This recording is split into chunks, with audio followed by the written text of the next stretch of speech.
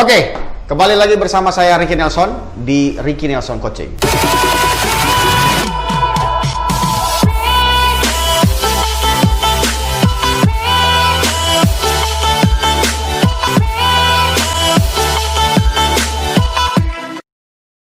Seperti yang Anda tahu sekarang, kompetisi sedang berhenti nih karena masalah pandemi dan banyak macam masalah yang sedang terjadi saat ini. Tetapi itu tidak membuat kita untuk stop belajar, betul kan? Betul Pak Pur? Mantap ya. Kemarin saya dengan Coach Purwanto bicara soal striker. Nah, di video kali ini kami juga membahas lagi soal tetap soal striker dan bagaimana kita bisa melihat ada beberapa model dan tipe-tipe striker. Nah, sekarang kita mau dengar cerita dari Coach Purwanto yang waktu dulu sebagai striker dan mencetak gol. Kalau Anda lihat di video sebelumnya, saya taruh link di atas ini, itu mencetakkan banyak gol, lumayan banyak gol. Lumayan banyak gol. Dan itu menjadi salah satu kunci dari klub yang dia bela bisa prestasi. Nah, Coach Pur, sekarang kita mulai bahas soal striker. Nah, Coach Pur, sebenarnya ketika Coach Purwanto bermain dulu, itu tipe seperti apa Coach Purwanto ini? Dulu kalau saya dalam main tuh, kalau zaman dulu itu dibilang striker yang banyak berlari. Banyak bergerak.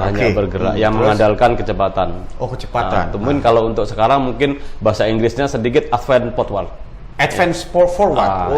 Jadi apa namanya itu? Striker yang mencoba untuk lebih duluan mengambil bola-bola dari terobosan dan dengan kecepatannya. Seperti itu. Jadi itu luar biasa. Tapi menurut Coach Pur itu sebenarnya tipikal yang banyak ditemukan di Indonesia atau enggak? Itu sebenarnya banyak yang dimiliki oleh talenta-talenta yang ada di Indonesia. Cuma mungkin belum tereksplor untuk dimaksimalkan. Iya. Sebenarnya dengan tipe itu Coach Pur waktu itu sebagai pemain mencontohnya siapa? Waktu itu dengan saya tipe itu? mencontoh tipe dari Ruud Gullit. Tapi dia bukan striker. Dia bukan striker, cuma dia pendamping dari Marco van Basten waktu itu di AC Milan. Cuma dia kan banyak bergerak itu. Yang menjadi tembok adalah si Marco van Basten waktu itu. Sekarang waktu dengan tipe kita bicara berarti tipe Coach Purwanto ini mau mencoba memanfaatkan belakangnya lawan. Mengambil keuntungan untuk memang kita mencari gelandang-gelandang yang boleh terobosan itu. Berarti sangat tergantung pada gelandang-gelandang yang bisa bola. Iya, tergantung dari gelandang yang bisa. Makanya dalam tim saya banyak beradaptasi dulu dalam beberapa pertandingan baru bisa di situ. Sekarang sebelum nanti mungkin Coach Pur bisa jelasin nanti secara seperti apa sih gerakan-gerakannya di papan ini. Apakah striker ini bagaimana soal tipe dari Bambang Pamungkas dan Kurniawan? Sebenarnya dua itu tipe itu satu tujuan, banyak finishingnya bagus, tajam sekali finishingnya. Cuma berbeda dalam style. Kalau Bambang banyak target man, kalau si Kurniawan hampir sama dengan saya. Dia mengandalkan kecepatan bola terobosan. Itu. Jadi kuncinya di mana? Triggernya di mana? Kalau sebagai seorang misalnya kita ngomong soal Coach Purwanto, ngomong soal Kurniawan, tipikal tipe striker seperti itu apa yang menjadi momentum dia untuk berlari? Momentum dia untuk berlari adalah momen dia mengambil keputusan. Satu, dia memfloor lihat pergerakannya lawan. Jadi dia mengambil keuntungannya dari situ. Sampai sebelum situ nanti kita jelasin sini. Yang pertama, sekarang kita bicara tadi ada tipe-tipe striker. Berarti ada tipe yang advance forward, ada tipe yang kita sebut target man. Apalagi tipe-tipe yang itu? False nine striker ya. Jadi bisa jadi dari posisi mana aja. Second position dia bisa menjadi striker. False nine. Terus apalagi? Deep lying forward. Yang jadi jembatan dia untuk pemain depan ke. Jadi bisa jadi target, dia bisa turun lagi ke dalam. Terakhir ada lagi? Kalau salah mungkin komplit dia di antara komplit forward sama yang banyak yang striker yang merebut bola di daerah lawan, tapi dia untuk memancing pergerakan temannya untuk second striker yang musuh. Itu yang nama dengan defense forward ya kalau nggak salah ya. Mungkin bisa jelaskan kira-kira saya pertama dari apa yang Coach Pur lakukan ketika menjadi seorang pemain. Anggaplah nomor 9 sekarang Coach Purwanto nih dengan posisi ini. Seperti apa supaya momentum Coach Pur bisa dapat bola? Apa yang harus dibuat dulu dan di posisi mana Coach Purwanto bisa lari? Kalau jelaskan seperti ini coba. Di sini langsung ya? Ya, di sini. Oke, contohnya kita ambil dari depan. Ini timnya Coach Pur nih, yang orange. Kita ambil nomor 8. Ini pasti otomatis banyak yang di depan sini kan semuanya kan. Ini banyak yang di sini. Ini agak naik dikit naik semua, kita pakai 4 seperti itu. Lawan seperti itu. Saya selalu bergerak untuk selalu menjauh dari lawan. Oke, contohnya. Contoh, boleh yang dapat sini, saya gerak langsung melambung begini, ambil keuntungannya dari sini dia begini, saya langsung masuk di sini.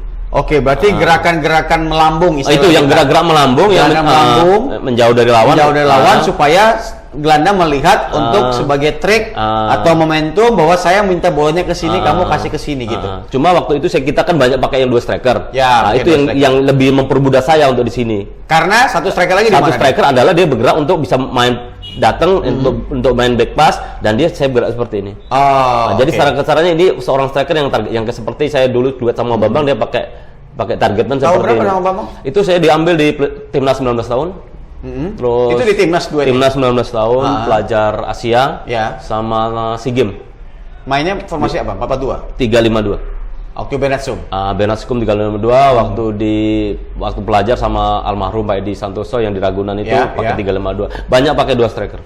Oke, jadi BP yang banyak untuk turun ke dalam atau bahkan stay di antara 2 stopper. Coach Pur yang melari sini ke sini.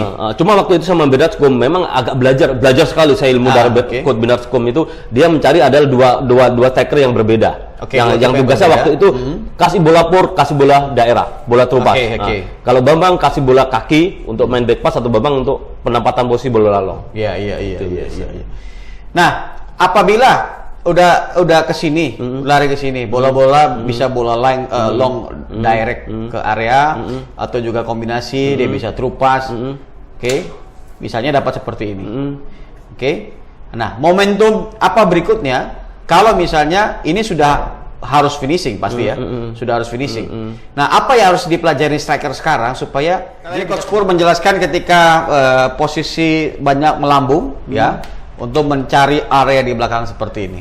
Sebenarnya untuk striker sekarang ya, apa yang harus dia latih supaya dia bisa memperoleh gerakan-gerakan seperti ini? Sebenarnya untuk gerakan seperti ini sebenarnya bagus untuk sepak bola anak-anak sepak bola Indonesia. Karena apa? Dia mempunyai satu kecepatan. Terus? Cuma yang harus dibenahi adalah free start, tentuan pertama, sama pengambilan keputusan. Nah, itu yang harus benar-benar dilakukan untuk di sini. Karena apa? Untuk striker yang biasanya untuk bergerakan seperti saya ini, yang pertama adalah kecepatan. Kedua free start, tentuan pertama. First touch-nya harus bagus. Dan tiga adalah pandangan. Dalam pengambilan keputusan harus cepat. Di sininya yang harus di. Kadang-kadang apa sih masalahnya ketika misalnya dia dapat begini, lawan ikut, ini turun, ini ikut.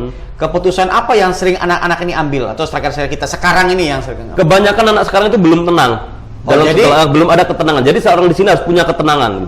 Ketenangan penting sekali untuk cepat mengambil keputusan, melihat gawang. Posisi gawang. Jangan dia melihat lawan yang mengejar dia. Karena otomatis dia harus dengan kecepatan di sini. Dia harus melihat pergerakan gawang itu di sebelah mana. Nah, sebenarnya kenapa saya katakan demikian? Karena banyak sekali striker. Kita tahu sekarang banyak striker kita udah seperti ini posisinya, sampai di sini dia balik lagi bolanya ke sini. Itu masalahnya. Dan itu yang mempengaruhi kenapa sekarang sepak bola sekarang terlalu banyak anak yang tidak oportunis. Karena terlalu dia belum berani cepat mengambil keputusan, belum ada keberanian, kepercayaan diri untuk mengambil keputusan di situ. Oke. Nah, sekarang itu yang harus jadi PR kita. Kita coba ke hal berikutnya. Sekarang bagaimana dengan formasi? Kalau tadi Coach Pur katakan formasinya di sini main 2 striker. Pakai 2. Pakai 2. Sekarang dengan kita bicara sepak bola sekarang lah ya. Sepak bola sekarang banyak menggunakan 1 striker. Sini misalnya banyak sekarang tim pakai 4-3-3. 1 striker. Akhirnya biasanya dengan tipikal striker kayak Coach Pur, kalau dia keluar ke sini berarti ininya kosong. Apa yang harus dibuat dengan seperti itu? Memang seperti ini. Nah, dia harus dibutuhkan dengan seseorang yang secara kasar first nine ya. First nine itu yang harus dipakai untuk menduetkan seperti ini.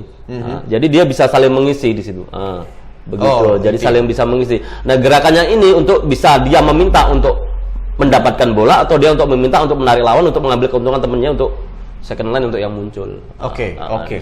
Jadi kuncinya adalah bahwa ketika misalkan dengan tipikal kita punya striker yang tipikal lari, mencari behind, mencari belakang lawan, berarti ketika dia sudah keluar dari area tengah, berarti harus misalnya bola sudah ke dia, ada seorang pemain yang bisa menggantikan harus ada salah satu, itu hukum wajib untuk mengambil keputusan, entah itu di nomor 7 atau nomor 11 atau yang nomor 8 nomor 10, itu harus di situ gitu, supaya selalu ada kans untuk dia mengambil keuntungan pergerakan dari striker. Perbedaan kita pakai 2 striker dan pakai 1 striker sekarang apa perbedaan? Kalau untuk 2 striker mungkin ini bukan mungkin sih ya.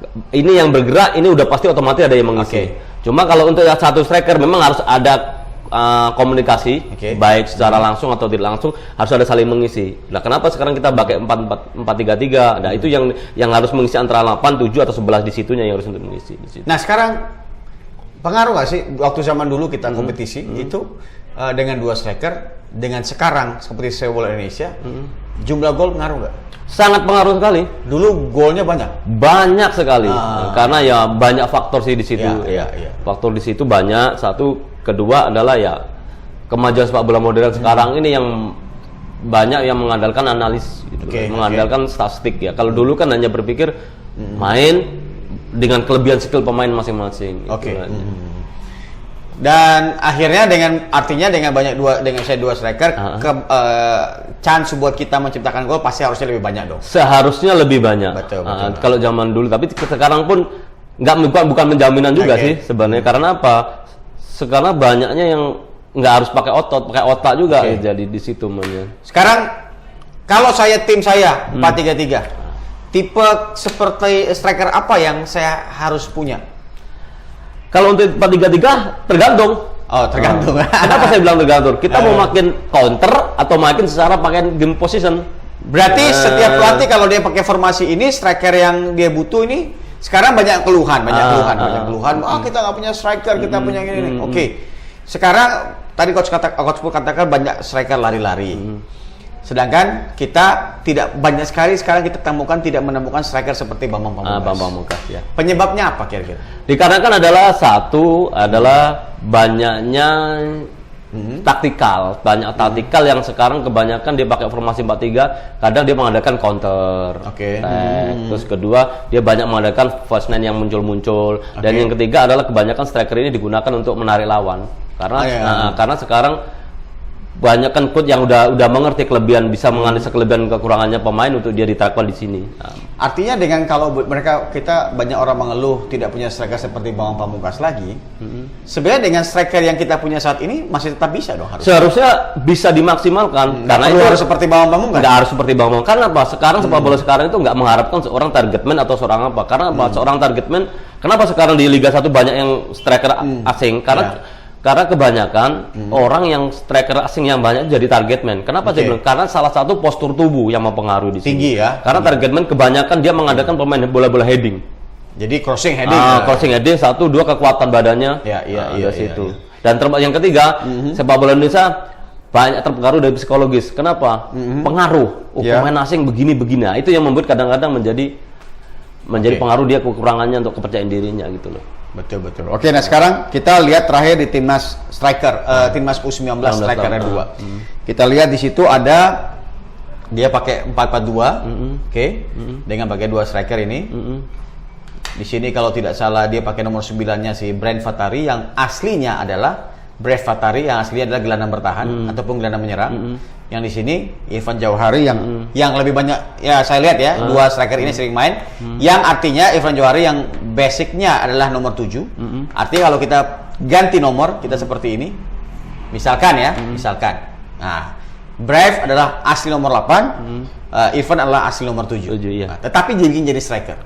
Apa keuntungan dan apa kekurangannya dari kira-kira? Di sini banyak plus yang pastilah dalam bentuk itu pasti ada plus minusnya. Kalau untuk plusnya adalah dia bisa menarik lawan. Karena ini pasti karena keuntungan tinggi badan. Tinggi badan termasuk satu dia bisa menarik lawan dan dia punya kecepatan. Situ. Sama si Van Jauri juga seperti itu. Punya kecepatan. Karena apa? Ini 2 ini liar. Tipe orang yang liar yang tidak bisa berhenti stage. Secara kasar bukan target man. Dia mengambil hampir dengan advance forward. Cuma kelebihannya dia adalah dia banyak melebar. Karena dia punya skill, dia mau tahan bola. Dan itu pun seperti saya lihat berapa kali banyak kayak tipe deep lying forward juga gitu, yang ya. mengandalkan untuk dia jadi tembok untuk bergerakan. Jadi situ yang seperti ini. Jadi kayak juga jalur untuk pemain tengah ke depan. Oke. Cuma ada satu striker yang di timnas 19 yang saya lihat yang tinggi besar itu. Sadam Ghaffari ya. Dia kalau salah dia bikin 2 gol waktu di Kroasia nih dia. Cuma mungkin dia kekurangannya adalah penempatan posisi untuk bola heading, dan itu kelemahannya dia mungkin yang nggak bisa diantisipasi di sini. Kenapa si Sintayong mungkin memasang 2 antara si Irfan Jalil, karena mungkin kekurangannya untuk bola heading itu. Penempatan bola heading itu. Ya Irfan kan kecil kan.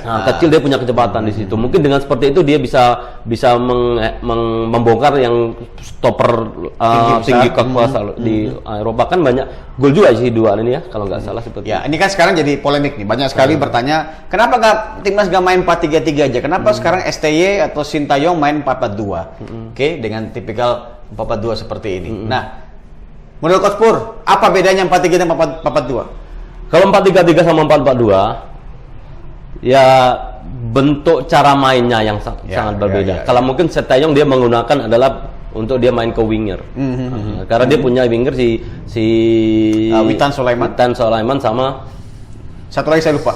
Supriyadi kalau nggak salah. Supriyadi ya, kalau nggak salah. Supriyadi. Dan dia merasa kekurangan di depan adalah improvisasi untuk menarik lawan. Mungkin dia menggunakan 2 striker itu aja. Dan dari 2 itu kan dia banyak defense, compact defense. Saya lihat itu banyak itu. Dia mengandalkan kalau Korea kan banyak power. Itu mungkin dia kekompakan kompaknya defense. Itu mungkin yang dimakan dia untuk pakai 2 supaya dia penuh di situ. Oke, terakhir Coach Pur. Dengan 2 striker ataupun 1 striker, kita sebut kembali ya, ataupun 1 striker di sini. Sebenarnya banyak sekali yang mengeluhkan, ini striker ini kadang-kadang begitu habis nyerang, begitu transisi terjadi, dia nggak ikutan bertahan. Nah, pesan nih buat semua striker muda ataupun pelatih-pelatih muda, apa yang harus dikasih tahu supaya seorang striker mau ikut bertahan? Padahal lubangnya banyak kalau dia nggak bertahan. Di situasi bola modern saat ini. Oke, saya ulang cut back dulu. Ya. Kalau dulu striker yang lama dulu tugasnya hanya bikin gol. Bikin gol aja. Kalau untuk sepak bola modern ini adalah tugas striker adalah selain bikin gol dia punya jiwa untuk defend. Harus berdefense. Harus punya defense. Secara kasarnya kita memberikan bukan hanya untuk bikin gol aja, untuk defense aja, karena sepak bola sekarang memerlukan compact dalam bentuk attacking, defense harus punya. Jadi harus seorang pemain baik dari kiper belakang harus punya baik transisi untuk menyerang, defense itu harus wajib dimiliki. Iya. Jadi istilahnya kita nggak boleh lagi bilang sama para pemain, kamu striker kamu sini aja, nggak usah turun-turun. Nggak bisa. Harus punya kewajiban dia untuk bisa defend. Itu wajib. Berarti dia harus nyerang, dia harus bertahan juga. Keduanya harus lakukan. Gitu. Walaupun dia harus bertahan di daerahnya dia. Enggak harus di belakang, terus turun ke belakang, enggak. Sesuai dengan porsinya dia. Tergantung dari line defense dari setiap pelatih ya. Iya, kan nggak mungkin juga dia ke sini kan. Nggak mungkin. Artinya dia di sini aja kan gitu. Iya. Kalau dia ke bawah sini mungkin happy game aja. Happy game. Nah, semua striker pertanyaannya adalah atau seorang striker dibilang bagus karena dia harus sering cetak gol. Nah, ini sebuah pertanyaan yang paling sulit mungkin dijawab adalah bagaimana membuat seorang striker ini bisa cetak gol lebih banyak. Ada ilmu nggak sih? Apakah dia harus bertapa atau seperti apa? Enggak juga sih. Gimana? Ilmunya apa? Sepak bola adalah sepak bola yang adaptasi. Sepak bola adaptasi. Kedua ada sepak bola yang sering. Jadi pengulangan secara kasar pengulangan. Jadi diminimalkan ya, atau harus dimaksimalkan dalam bentuk apapun. Seorang striker itu harus punya kelebihan untuk finishing. Jadi dalam bentuk latihan, dalam bentuk apa, itu harus benar-benar dimanfaatkan. Jadi nggak ada bercanda untuk seorang striker di sini. Kalau saya dari dulu dari latihan atau dari main harus memaksimalkan peluang yang ada. Karena dari situ akan timbul kita untuk kepercayaan diri satu. Wah, pakai mata gelap pun gol. Feelingnya udah dari situ. Itu yang jarang sekali kita dapat. Artinya kalau kita lihat tipe-tipe striker dunia, Zlatan Ibrahimovic sekarang pemain tua tapi kok bikin gol terus. Dulu sebelumnya ada Filippo Inzaghi yang kita bilang striker box atau striker offside lah katanya gitu. Artinya tapi setiap peluang bom gol. Iya, benar. Nah, itu kan yang dicari sekarang. Gimana seorang striker yang kita harus miliki, kita harus latih, bagaimana dapat satu peluang kecil aja, istilahnya kena ujung jarinya gol gitu. Nah, itu gimana itu? Ya, pengulangan tadi ya. Pengulangan tadi, terus dia selalu fokus dan selalu dia mempunyai jiwa harus bikin gol gitu. Penekanan itu. Berarti artinya pengulangan itu. Tadi repetisi adalah sering dilatihan berarti. Sering dilatihan. Saat gitu. Finishing dia harus banyak harus dimaksimalkan. Maksimalkan. Oke, latihan. Ataupun mungkin dia latihan sendiri. Bisa untuk spesifik individu sendiri karena dia merasa kurang sendiri, harus punya ketambahan sendiri. Jadi kenapa saya bilang harus bisa menganalisa diri yang saya kemarin bilang? Karena dari situ dia bisa melihat kekurangannya dia. Oke. Nah, dari situ dia akan selalu berpikir, oh ya begini. Jadi selalu beraspek, oh saya harus tinggi seperti itu. Artinya bagi semua para striker kalian harus terbiasa latihan dalam kotak, ada gawang, ada bola, finishing. Mungkin bisa pakai temannya sebagai server ya kan, sebagai umpannya. Di situ dia banyak finishing. Dan yang utama jangan pernah turun kepercayaan diri. Oke. Walaupun nggak bikin gol. Belum bikin gol, tetap berusaha. Oke. Karena termasuk kalau orang bilang laki, termasuk bikin gol termasuk dengan laki keberuntungan. Kalau keberuntungan kita tidak cari, kita tidak selalu berusaha, dan setelah kita melakukan kesalahan, kita tidak mau menaikin lagi ya akan hilang. Seperti itu. Baik. Tapi kan bisa aja nih, misalnya seorang sekarang dia stopper. Di saya usia 13 tahun. Lalu berubah jadi striker. Ya, dalam perjalanannya dia. Karena dia punya feeling gol bagus misalnya. Karena banyak juga stopper begitu naik di kotak sini dia bisa bikin gol. Bisa bikin gol. Nah, bisa jadi striker misalnya karena posisinya bagus, tinggi bagus. Nah, ini yang tadi kita bicara bahwa memang pengulangan sangat penting. Pengulangan sangat baik di latihan secara tim maupun juga di latihan secara individu. Ya. Oke, luar biasa. Ini kita sudah bahas tadi striker waktu coach Pur bermain, lalu ada juga perbedaan 1 dan 2 striker, lalu striker timnas, lalu perbedaan striker dulu dan sekarang, dan tadi ternyata pesan kita hari ini adalah seringlah lakukan pengulangan dalam latihan. Dalam latihan.